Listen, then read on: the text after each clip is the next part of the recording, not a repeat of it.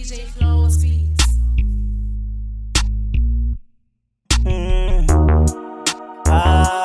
Katela inga ukilile na wena kunini ndikumbule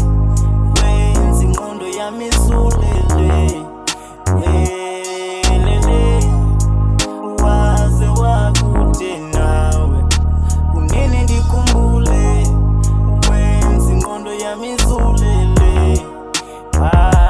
katela inga ukilile na wena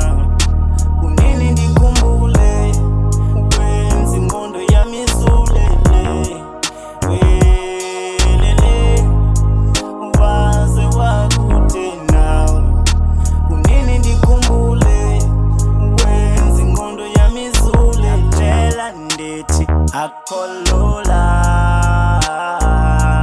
manje ndiyakutshela ndithi ndiyakukhumbula ngiwushwetha nithi phela lako uyazibona okuningi manje ngifila guilty ngoba uthando ngathi angimniki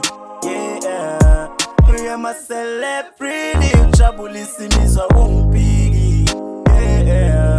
ekhanda undenza dizi buye ndiyakukhumbula kukho easy ndiyikumkani wena uyazi ulipakajelami sukunemini uyazi uhlezi usengqondweni yami shonile namalanga inhliziyo ifuna ukukubona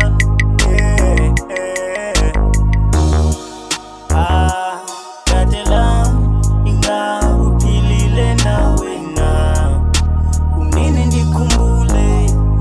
wenzi ngondo yami izulele welele waze wakute nawe kunini ndikhumbule wenzi ngondo yami izulele katela inga uphilile na wena kunini ndikhumbule wenzi ngondo yami izulele welele waze wakute nawe kunini ndikhumbule